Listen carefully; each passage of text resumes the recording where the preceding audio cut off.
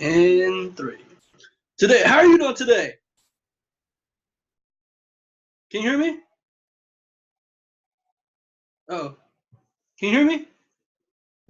Yeah. Okay. So how are you doing today? Is it doing good? Yes, I'm good. Good. Can you introduce yourself to the audience, please? Yeah. My name's Todd Medina. I co-create an energy called Soulogy with my divine partner, Morgan Lee. I've been blogging for about 7 years, doing a lot of videos, a lot of other productions, music videos. We've got a group in Facebook. That's how it started seven years ago.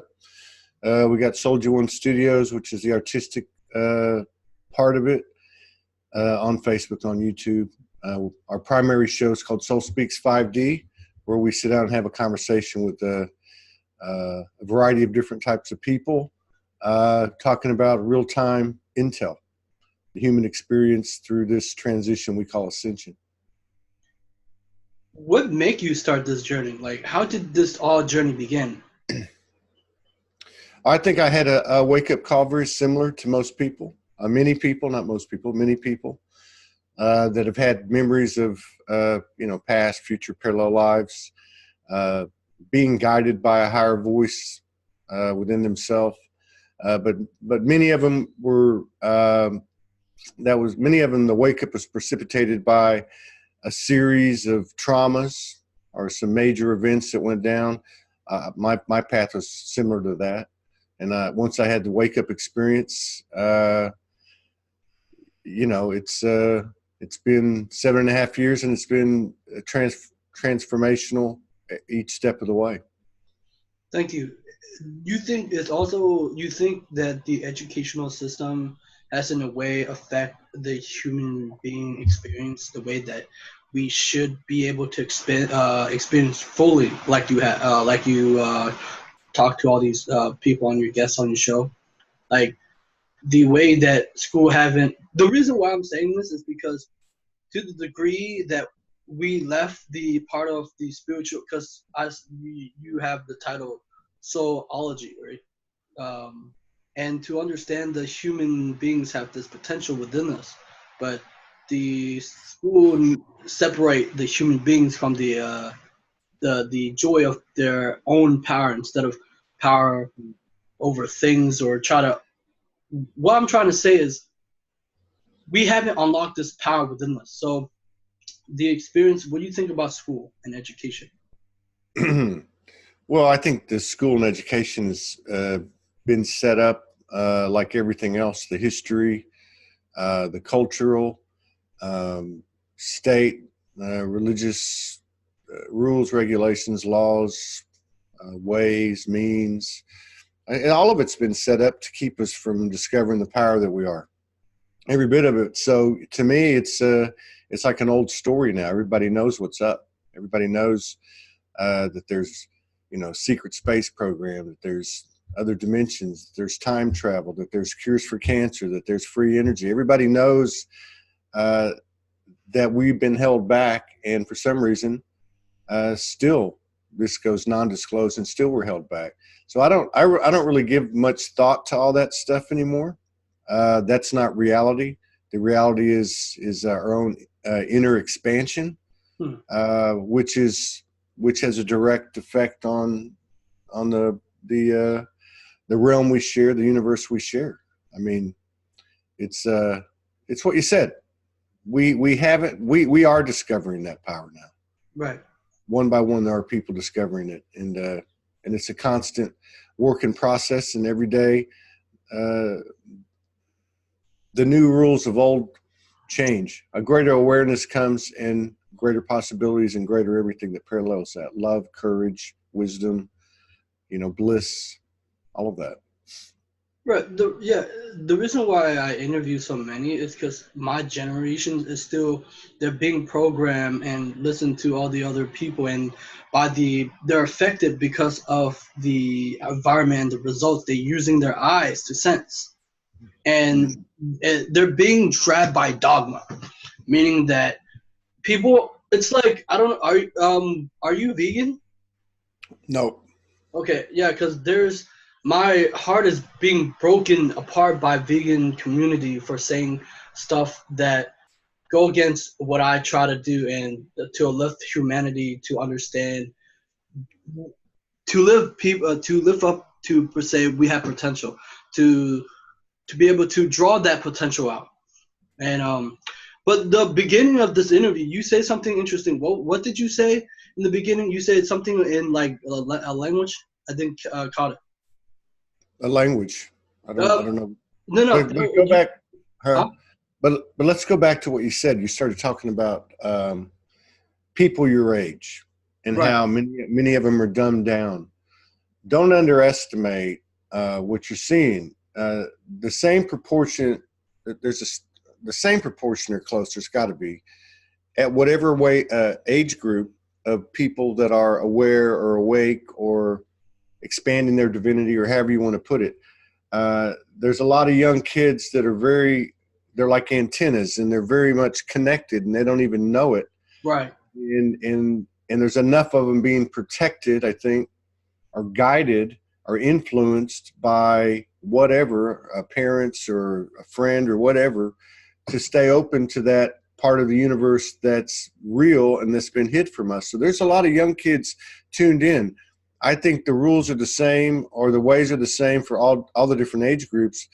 And in our age group or whatever age group, the more time you spend focusing on other people and their weaknesses or shortcomings or sins or lies or whatever the hell you want to call it, or groups of people or whatever, anything external, the less time you're spending on yourself.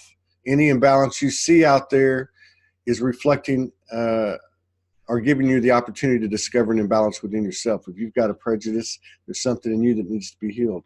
I mean, that applies to every single age group. And as a result of that type of inner work, your energy field becomes positively charged, magical, manifests and attracts things to it that are more to your liking. So it's all about, taking that focus off anything external and putting it on yourself. And the same thing would apply for kids. And you will see kids there like that, out there like that. That's why I do the when I do interviews, I try to bring people on because people have different belief system than mine, and I want to get their view on it. And Yeah. for you, when it comes to hidden, why has this information been held back from us so many years? And it doesn't. School doesn't teach us really, and it seemed like you're very knowledgeable about these stuff. How long you been studying this stuff? Oh, I don't know. I think there's a lot of people out there that are knowledgeable about it. I think there's plenty of material out there. Doesn't take very long. Our brains are moving faster. We can pick up frequencies and code and knowledge faster without having to read a whole book. We can glance through something. And we've got these videos now and a web that's got enough freedom that you can pick up information and put the story together. Why did it happen? There's a lot of theories on that. We were being harvested. There was interference, but this is a perfect universe with a perfect order. So somewhere behind it, somewhere, we all had a hand in it. I think if you look at the literal part of it, the linear timeline, the history, whatever, it's obvious that the whole thing for millennia has been designed to keep the individual from discovering their own divinity. So I don't think it really matters anymore who did it or why they did it. I think because we've got the key.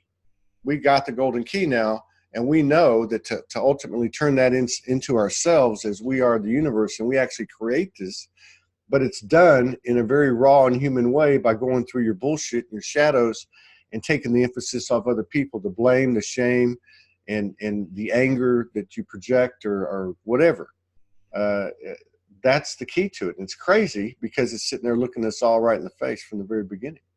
When it comes to how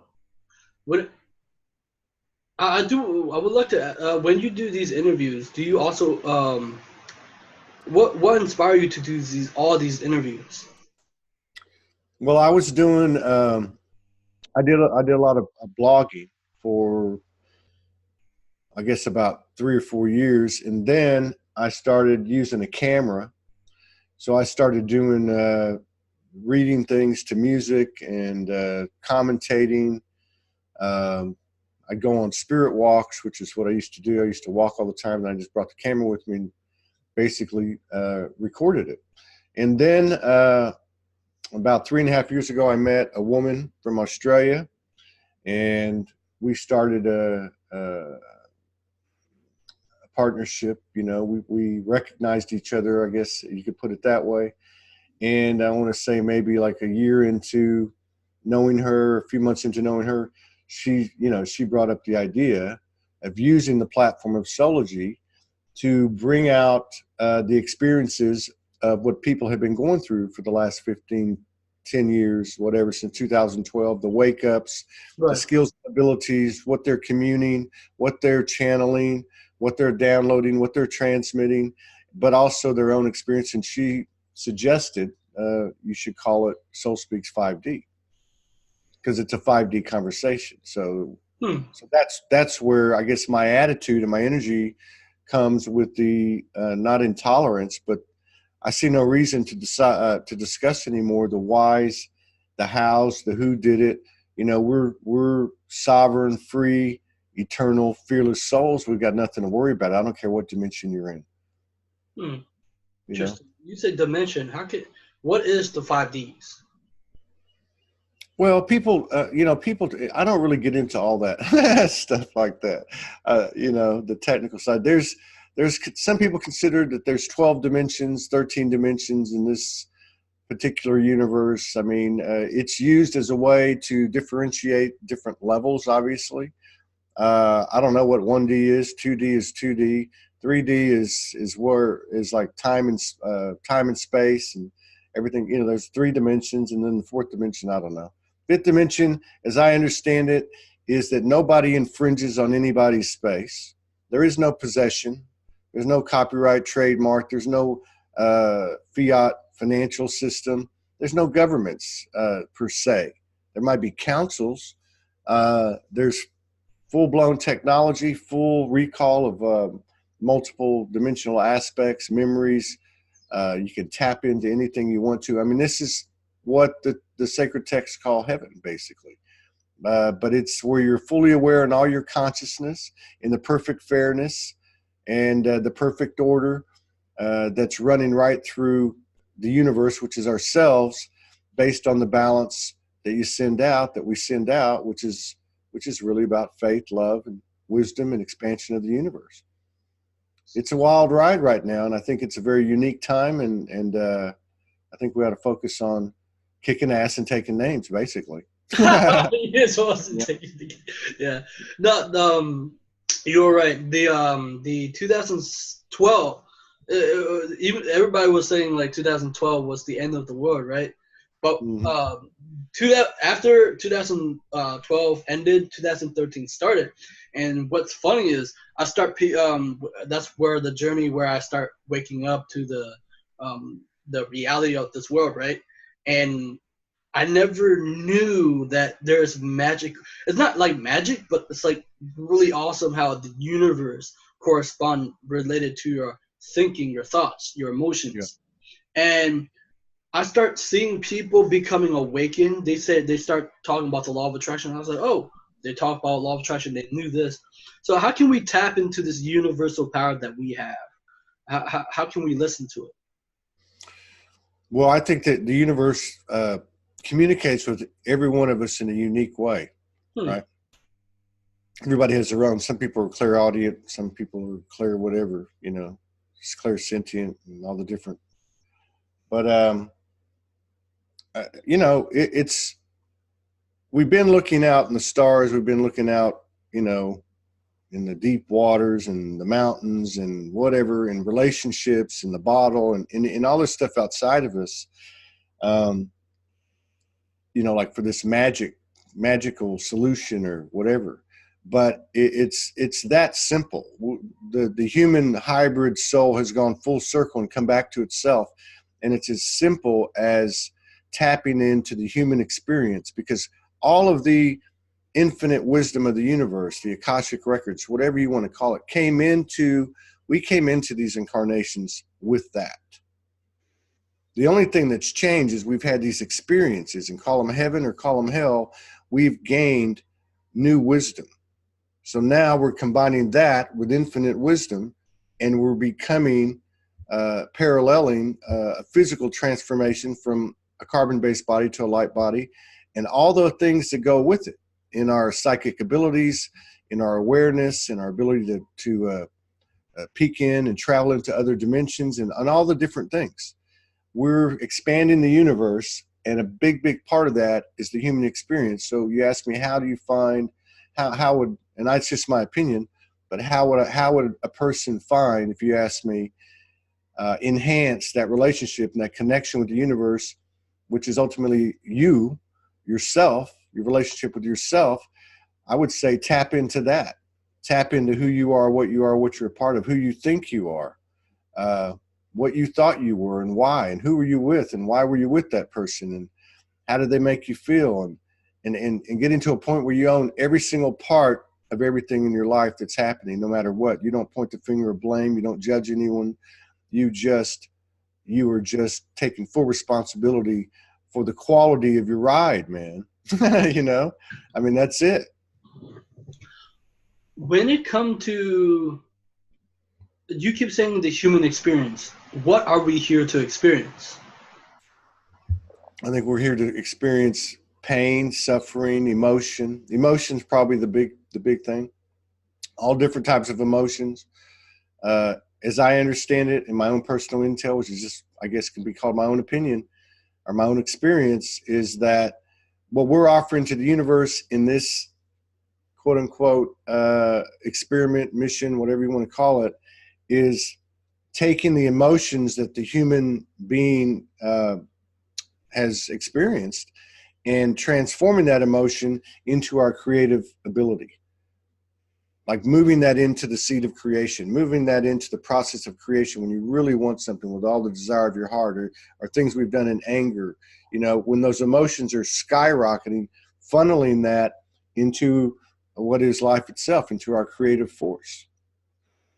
By which mean, can you explain what people who are listening to, what is creation? Why are we here to create? That's what creation does. That's what the universe does. So imagine in the beginning of all beginnings, let's just say there was one, right? And just imagine it was like a star with the perfect, harmonics and colors around it, and just and everything, and the most chill thing ever, right? And that went on for however long. At some point, the universe said, "What if, as unknown as where you're going as the universe was itself, to itself, unknown. What am I? I'm here, and this is happening. But what if I step over here?" And I think that's how it starts. I equate it to a breath. Like when the universe took the first breath, right? Everything started to change. It created that breath. And that's what we do. We're made in the image. We're creators. We're collaborators and co-creators. And I think that's a big part of this human experience is actually in the physical form, bringing in our magical, alchemic, angelic, galactic qualities, and actually creating from the physical and the non-physical combined. That is very beautiful.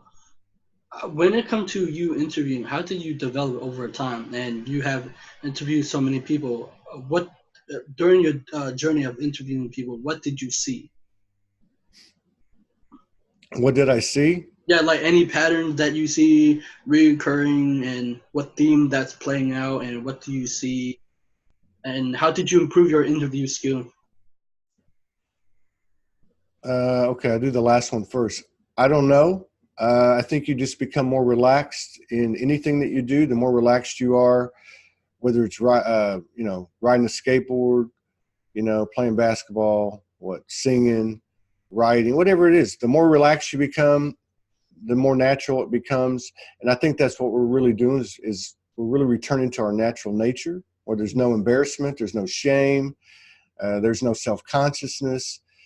As far as what I've seen, and all I'm saying is that I think that just applies to what you said about my interview or whatever, my interviewing style or whatever. I don't really think about it. But the other thing you said is, what have you seen? What I've seen is that when two or more human beings sit down and have a conversation about the shit they don't talk about in the news, Right. about the real stuff, about ET encounters, about going up to starships, about angels appearing in your room, about voices you hear, about colors you see, about multidimensional time traveling, past, parallel, future, life. The energy's so powerful today from the sun, it's kicking my fucking ass. Whatever the topic is, right? Two human beings sitting there talking and sharing that with other people, two or more human beings. That's the most powerful activation, downloads, channelings, transmissions that you can have.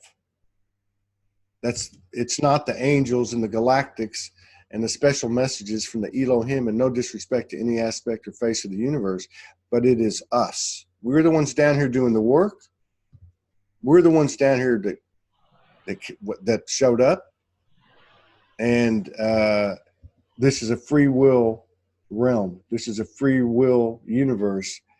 And as the way I see it is aligning that free will with the highest will, which is, you know, because of our upbringing or our conditioning, sounds like, oh, you got to be all pious and be a teetotaler and you know, and you can't cuss and this and that. No, it's just being happy. Like you said in the beginning of the show, bliss, having a good time, laughing, partying, having fun, being in love. I mean, this is what we are. Not all this bullshit that we came through that we know is an illusion. And the more time we spend focusing on that bullshit illusion, the longer it sustains itself.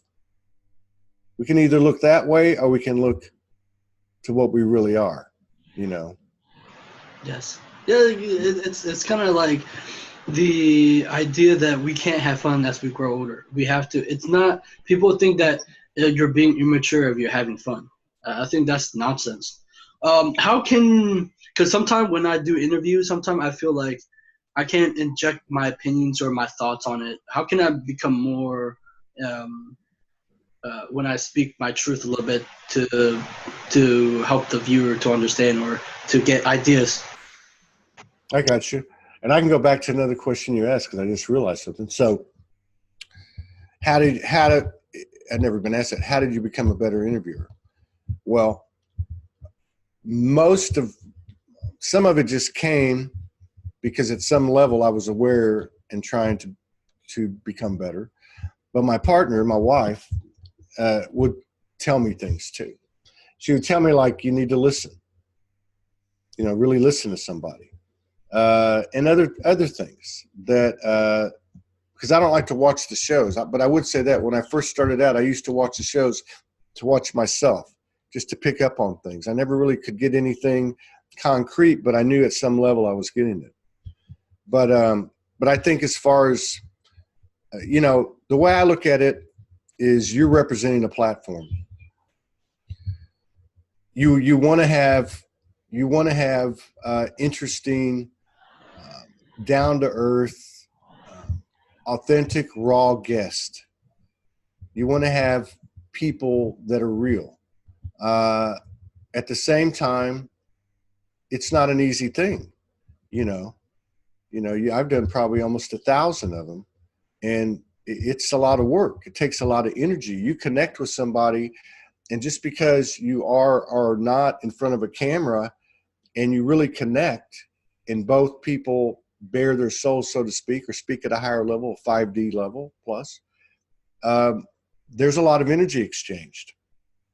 And so I think that in order for that to happen, you do have to say what you want to say.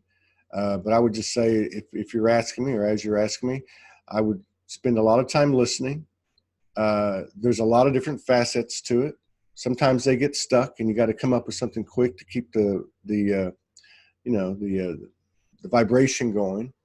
You're not always going to do perfect. Don't worry about it. If you think you did great, don't worry about it. Just go on and just be in the moment and have a conversation, because we're all the same, man. I mean, we all get nervous. We all question ourselves, and on and on and on. But the more we can be authentic and raw and real with ourselves and just talk, whether there's people in front of us or not, the more we'll activate each other and expand and just be cool, man. Thank you so much. Human beings are finding their way back to cool. Yeah, cool. Yeah. No, because I feel, sorry, go ahead. No, I feel sometimes when I inject my like thoughts on it, I feel like I'm not listening to the other person, right? Because you know the book The Power of Charm by Brian Tracy, like you said, you got to really listen to what they're saying and got to be interested to what they're saying. And it's really hard sometimes for me to, I feel uncomfortable explaining my thoughts and experience because I don't want it to be all about me. That's yeah. I think that's the way you should be. That's the way you should be. At the same time, it's a platform that you're creating. It's a platform that you're bringing. You know, you're bringing your lunch bucket to work every day. You're doing it. You're committed to it. You're the one that shows up every time. So that's not taking anything away from anyone else. But in order to create that, that energy of rawness, of honesty, of innocence, of being genuine, of not being embarrassed, just two people talking, you have to bring your half to the table. And so I think there's a difference between giving your opinion that is totally opposed to the other person, or questioning that person to both with an open mind in questions that might create an open mind energy in the other guy, and see what happens in the conversation. You know, I've learned some things on the show that I didn't know and come many times. But I mean, at the end of the day too, you got to trust your gut. If you're sitting there listening to somebody on the show and you're like, I want to say something, but it doesn't feel right, don't do it. Just don't do it. Just, you asked 2 minutes ago, what can someone do to connect? And I would say the other thing is ask. That's one thing that I see has occurred in my life and in many, many other people's lives, is ask. Ask. Right. Whatever you need, ask. Whatever you need, explain to the universe in explicit terms. Right. You know, I want to feel this ache in my heart to serve humanity. I want to feel this, this hole in my ambition where I want to be a great talk show host. Help me do this, or help me do this, or something that's good or better, or whatever it is you want me to do. But let's do it. You know, let's get jiggy with it. People ask, you ask, and it comes, especially as the days go by, because the energies are expanding by whatever means you want to prove that, be it the Schumann resonance, solar flares, ice melting, greater telepathy, or whatever, it's happening. So it's a good time to take command, of your energy. You are so right. You are so right. Sometimes that's how the book Jack Canfield helped me the most when it comes to asking, right? When we forget that we don't, asking is also a part of taking action. When you, like I asked you to become to my show, I asked, right? And I'm so thankful for that. You opened my mind today with ideas that could help the viewers, your viewers, anyone who's listening.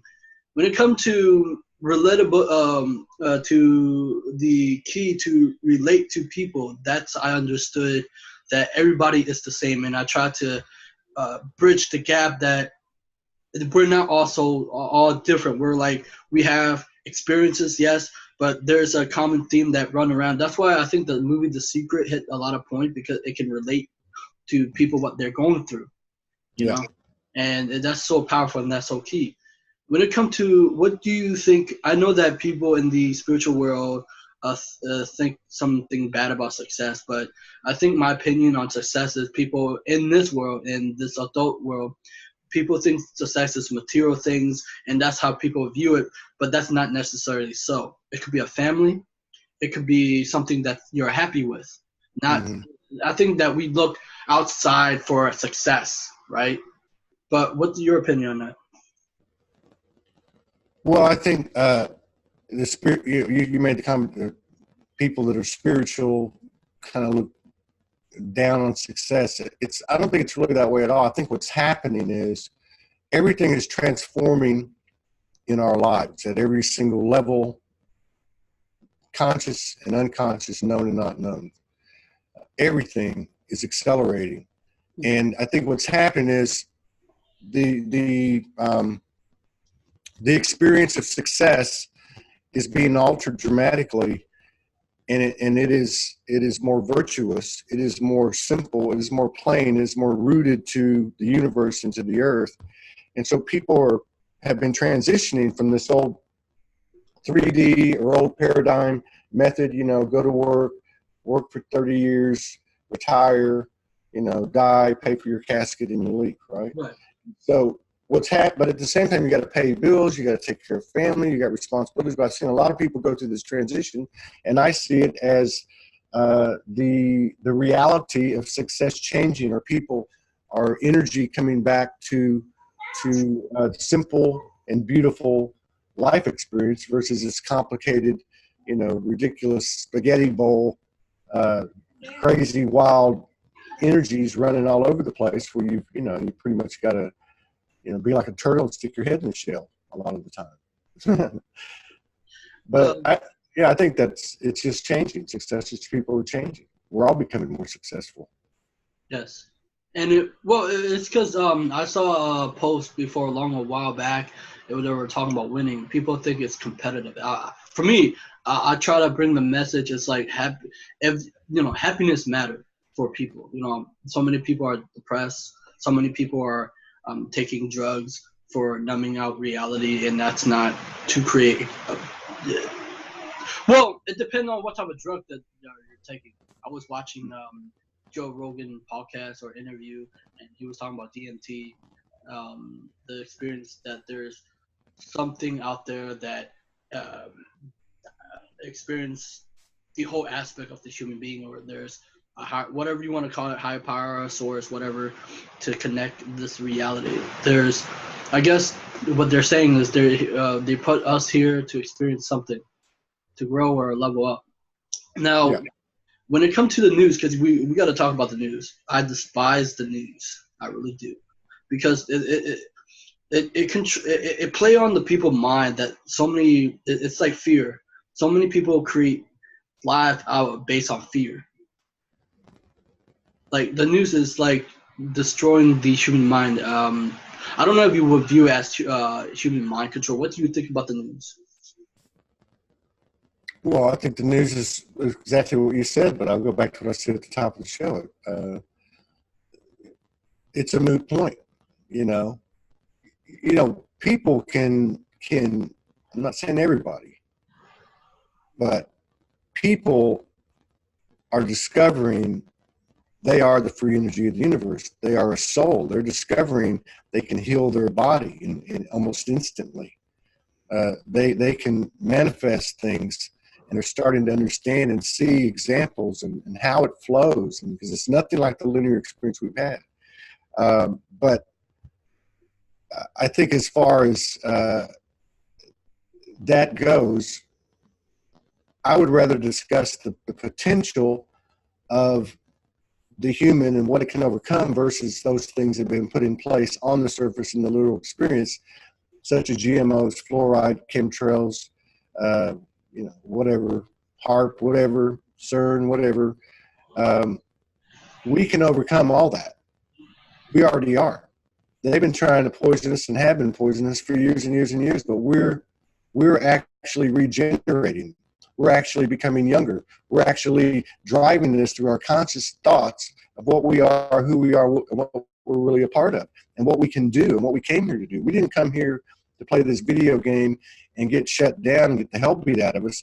We came to play this video game, wake up inside the video game, and then start to say, hey, not only do we know what we're doing and who we are, but let's have a little fun now and let's see where this thing goes.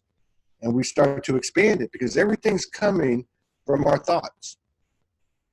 And if our thoughts, first and foremost, are based on how small we are, how insufficient we are, how overweight we are, how ugly we are, how we don't make enough money, and all these things to keep us down, we had to tear those things off first to get to the point where we could be in a conscious, consistent communion with creative, transformational thought. That's so beautiful.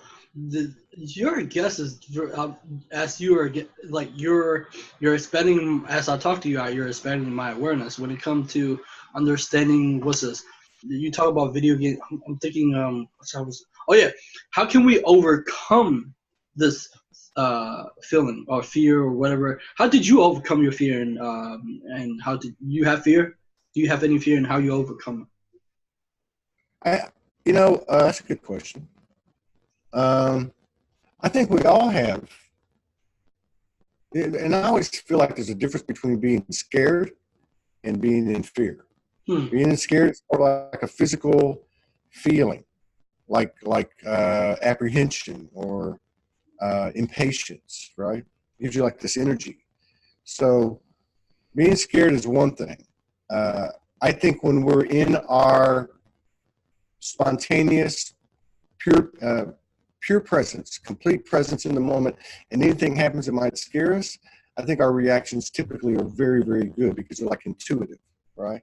And we've all had that experience. Like something happens real fast and we know what to do because we're relaxed. But when we're not relaxed, fear is a different animal. Fear is like a not relaxed, state of mind at a psychic level, at an energy level. Fear is something totally different. And I think from my own experience, fear sneaks up on you. In other words, you wake up one day and you say, as an example, why is my life a mess? Or why is my marriage a mess?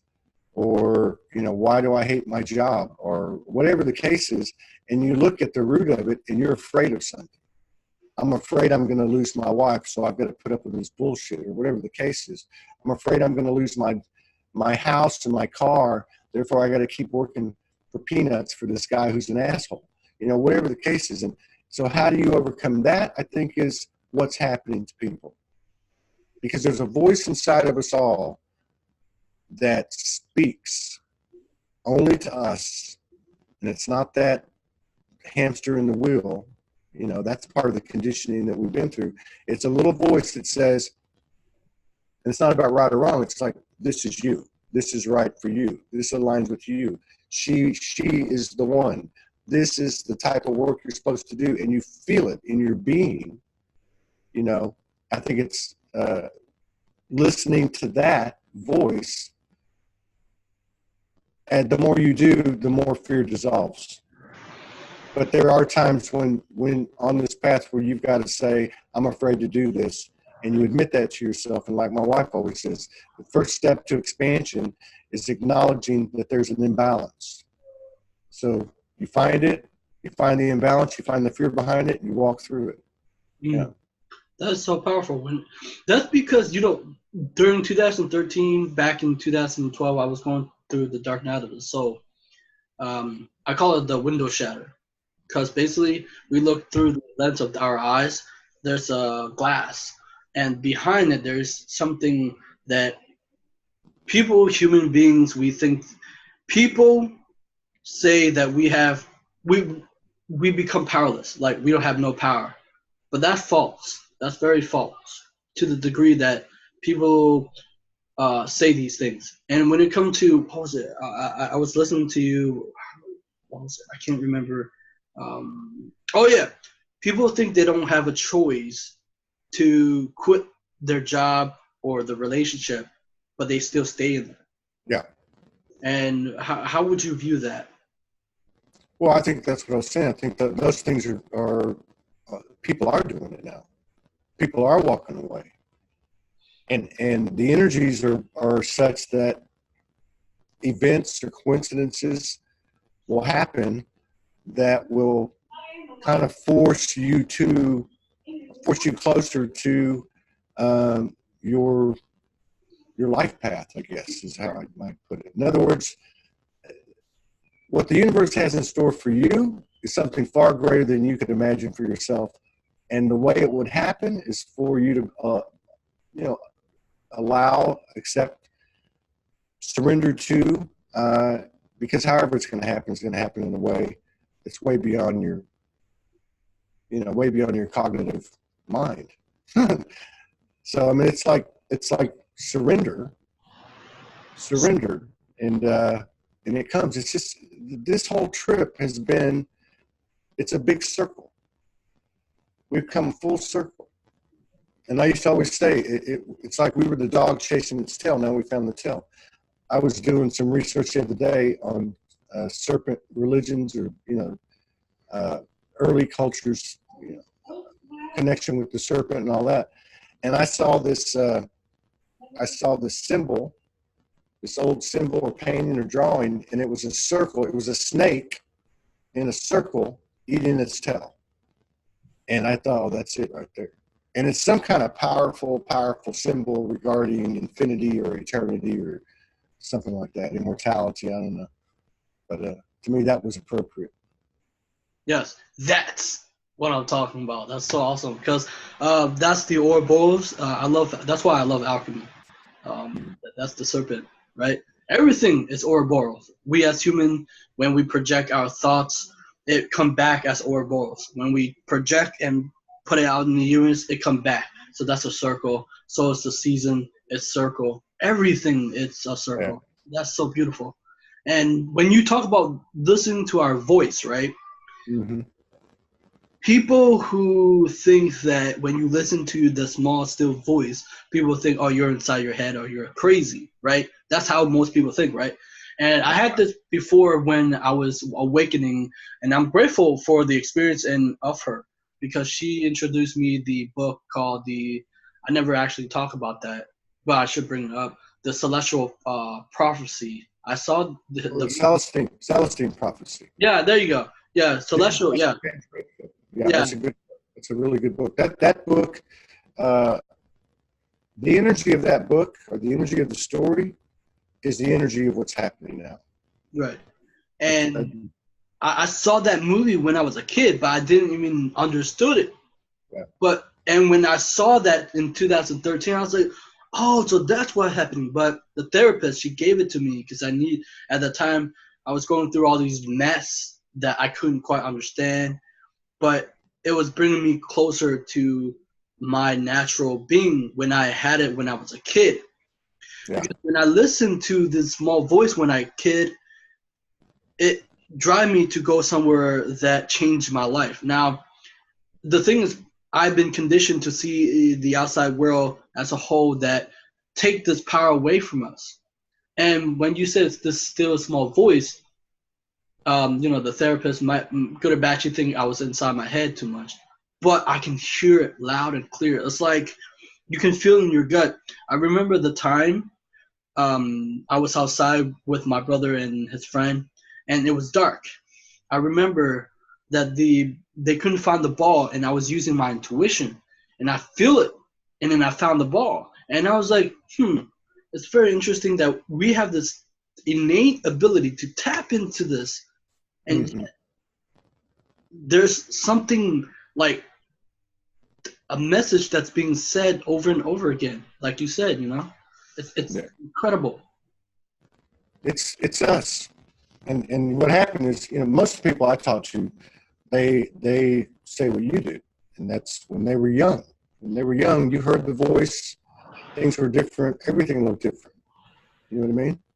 I mean, it was the type of natural vibration that we are, and so, yeah, a lot of them went into 3D, went into a family, went into a career. They went to sleep. Some people describe it as that, and then you wake up again. But once you woke up the second time, and for some of us the first time, not me, I think I had to wake up like 3 times. But once you woke up that last time, you're woke, and it's time to get it on. What do you think for yourself, or what are you here to create? That's the why I want to know. What am I here to create? My number one mission is, well, it's always the expansion of the soul. But I think in terms of this mysterious integration of physical and non-physical, multidimensionality and 3D and duality and the Trinity, my number one mission is being in a divine conscious union and bringing back that pure love frequency, that creative creation seed frequency to this realm. And then I think also the second thing is Soulogy, is to fulfill my role in Soulogy and to put out the frequency of all voices, particularly the voice of the feminine, of the mother goddess, which obviously has been deficient in this realm. There's been a false power given over to the masculine. That's really the backbone behind Soulogy is that voice. That is the feminine voice. That is the goddess. You know, show me a masculine male that bears children. I mean, I think we go back to the false history and conditioning of the world and the premeditated plan to control us and keep us down. The first thing you got to look at is, why do they call God a man? Why is God referred to as a man? How do you know it's not a goddess? And what are the chances are, if God does have a gender, that would be a man or a woman? How does a man bear a woman? Feminine energy is creation. Yeah, absolutely. Yeah, because in the Kabbalion, it said the law of, what was it? The law of gender. It's procreation. Huh. This one, when you say that, it actually opened my mind. I never thought about that.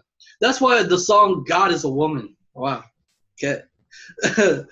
But well, if I had to bet on it, and there was one or the other, I'd have to say it was the goddess. Oh, interesting. I mean, the way I've seen it in my own personal, and it's just my universe, my own personal communion with the universe, was basically, that was a feminine energy. And that energy decided to not just birth, okay, but split in half her polar mirror. So female, male, north, south, you know, dark, light, whatever.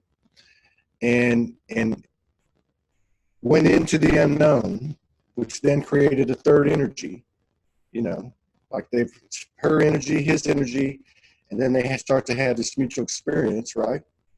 That's based on their energy towards each other, and that creates and bursts a realm or a dimension. And basically, that's when the dance starts. You know, the one polarity starts to go into things, distancing himself from Creator, and the Creator is trying to bring back that equality, and it just starts this whole incredible dance. I think that's what drives it. What drives it is the emotion or the connection between two souls that create a third energy. And I think that's how this thing works. So if you look at where we're at, you had a false power given to the masculine. So in the physical world, we were out of whack. Too much masculine, not enough feminine. Over here in the ethers, that force of equality is trying to drive us back to a level playing field, and that's what's happening. That's where you're starting to see more women rise to positions of power in the world.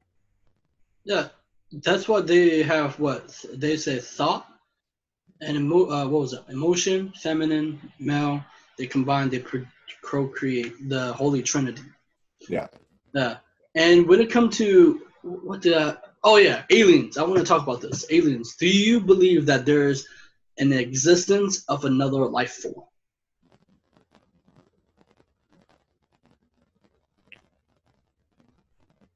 Well, yeah. It's everywhere, man. The only place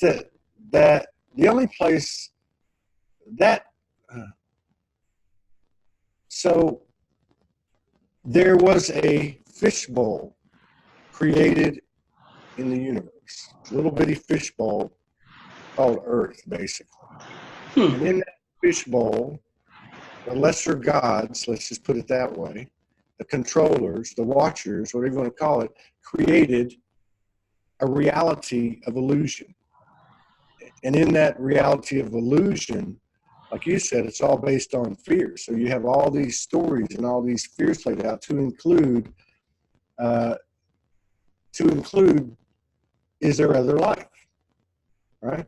When the whole multiverse, every corner of it is brimming with life. I mean, that's that creation that you're talking about. It's that Trinity. It's constantly in motion. It never stops. You can't control it in a fishbowl, and that's what's happened on Earth. Is that ceiling's about to explode, and we are going to blow up in this multiverse, in these universes, with a light and a power and a love and a wisdom level that the universe has never seen. And it's going to be spread out into the multiverses. All this code from all over the universe in one little fishbowl. There was a very dense realm that we were transforming into the highest level of light and the most outer expansion of Mother Universe's breadth the universe has ever seen. This is where we're at. That's what like, I believe that people are afraid of death, but I believe that death, there is an energy. I think there's a etheric energy within us, because that's where the actual projection comes from. Because I experienced it myself, and I can see that there's an energy field. Like, our body is made of energy, and when I astral project, it's just an energy floating consciousness, whatever that is, and I just saw my physical body. Yeah. Do you astral project a lot? No. I wish I could do it again. It was amazing, but no, it's just one experience. Because back in 2013, I tried to astral project because I saw these videos on astral projections, right? And I was like, that's when I was trying to research and everything was happening to me, because I wanted to seek the truth, or behind what is hidden within the world. Why is it the world is? Why more people don't know this? Why? And so I become hungry for this.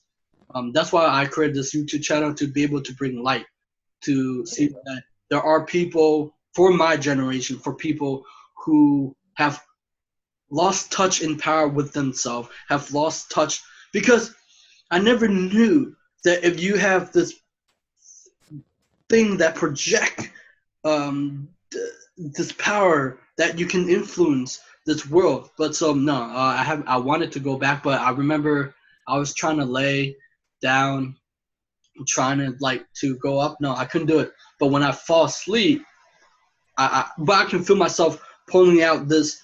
When you go to sleep, Right. But have you tried? I don't think I've. Well, I'm going to say that, if I want to travel somewhere, I just travel somewhere. If I want to go to Australia and stand in the room that my wife is in and blow pink, unconditional, auric love light through the room from my heart, I can do it. We are our imagination. What the human world might call imagination, or daydreaming, or dreams, or nightmares, or whatever, deja vus, or whatever. Our imagination is us. That's what drives creation. Our imagination, our expansion, our ability to think of what's possible, because anything is possible. Yes. So I'll have to have you on. We'll have a conversation, and we'll talk about our energy. Ooh. Talk about your journey. But yes, and you have to. Okay, Where Well, I'll reach out to you in the next. I'm trying to get the schedule put together for April. We're transitioning to an automated scheduling system, and it's a big mess right now. So, but I'll send you a link, and you just go pick a date. No problem. Thank you. Before that, when I go on your show, because I have a little bit of fear, when you say energy, and how can I speak to your audience authentically, and because I'm a little bit. Well, we don't have to talk about that. We'll talk about whatever. We're just having a conversation. That's it. Just having a conversation. Just remember that. Okay. Thank you. I don't ever write any questions down. It's spontaneous, intuitive, creative, imaginative, and courageous. It's just in the moment, being yourself, past the point of self-consciousness, embarrassment, shame, or anything like that. It's just two people having a conversation, having the balls to do it in front of other people, their brothers and sisters, for the benefit of everybody gaining something. So it's not about what you know. It's just about what's your experience been. How do you feel? What do you think? And you just have a conversation. The magic comes. It's that third energy. Before we go, what is your message to your audience, my audience? What do you want to bring them to light? Like, what is your message? Like, what would you like to bring to the table to help people broaden their view, consciousness, or whatever, their dreams? I think, first of all, I don't see audiences. I think we're all equal. I know we are.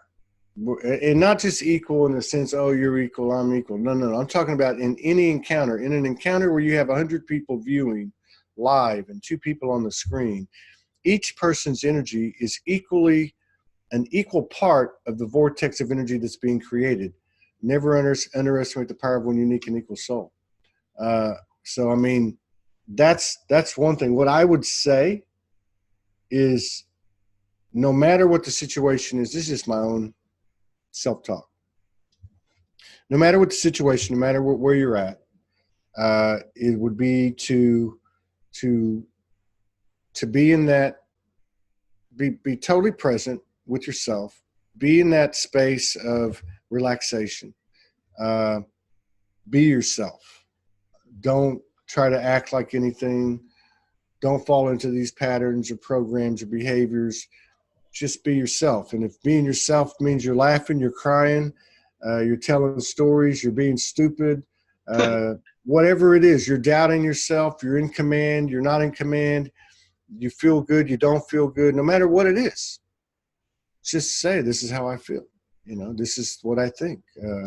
How are you? I mean, I like you, you like me. I mean, just being ourselves. I mean, I know it sounds so non-intellectual in terms of an answer, but the fact is it's infinite intelligence. Infinite intelligence is just, you want to give praise to the universe, be you, because you can only love the universe or anything external of you as much as you love yourself. And that's all there is to it. I'm so glad that I have you on today. Thank you so much, man. Thank you, Todd. It's so awesome. All right, man. Take care. Take care. Okay. Bye-bye. Bye-bye.